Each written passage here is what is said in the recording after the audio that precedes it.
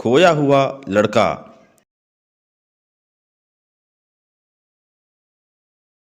ईसा ने कहा, किसी मनुष्य के दो पुत्र थे। छोटे ने अपने पिता से कहा, पिताजी, संपत्ति का जो भाग मेरा है मुझे दे दीजिए। और पिता ने उनमें अपनी संपत्ति बांट दी। थोड़े ही दिनों बाद छोटा बेटा अपनी समस्त संपत्ति एकत्र कर किसी दूर देश चला गया और वहाँ उसने भोग विलास में अपनी संपत्ति उड़ा दी। जब वह सब कुछ खर्च कर चुका तो उस देश में भारी अकाल पड़ा और उसकी हालत तंग हो गई।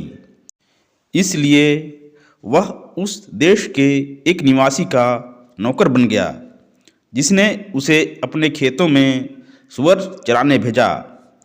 जो फलियां सूअर खाते थे उन्हीं से वह अपना पेट भरना चाहता था, लेकिन कोई उसे उनमें से कुछ नहीं देता था।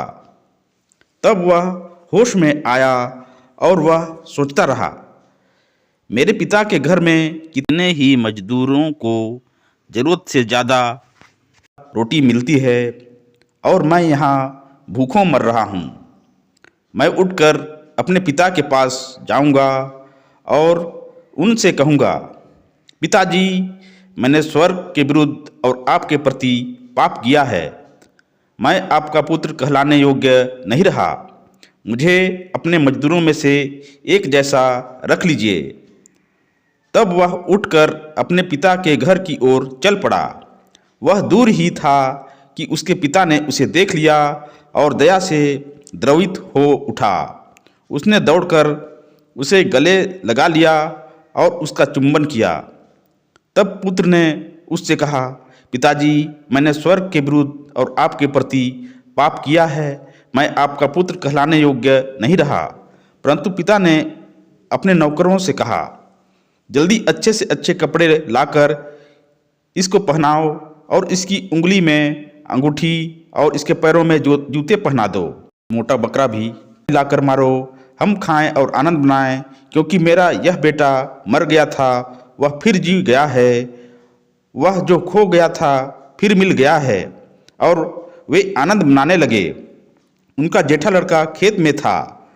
जब वह लौटकर घर के निकट पहुंचा तो उसे गाने बजाने और नाचने की आवाज़ सुनाई पड़ी। उसने एक नौकर को बुलाया और इसके विषय में पूछा। उसने कहा, आपका भाई आया है और आपके पिता ने मोटा बकरा मारा है, क्योंकि उन्होंने उसे भला चंगा वापस पाया है। इस पर वह क्रुद्ध हो गया और उसने घर के अंदर आना नहीं चाहा। तब उसका पिता उसे मनाने के लिए बाहर आया, परंतु उसने अपने पिता को उत्तर दिया, देखिए, मैं इतने वर्षों से आपकी सेवा करता आया हूँ। मैंने कभी आपकी आज्ञा का उल्लंघन नहीं किया। फिर भी आपने कभी मुझे बकरी का बच्चा तक नहीं दिया ताकि मैं अपने मित्रों के साथ आनंद मनाऊं। पर जैसे ही आपका यह बेटा आया, जिसने वेश्याओं के पीछे अपनी सारी संपत्ति उड़ा दी है, आपने उसके लिए मोटा बकरा भी मार डाला है।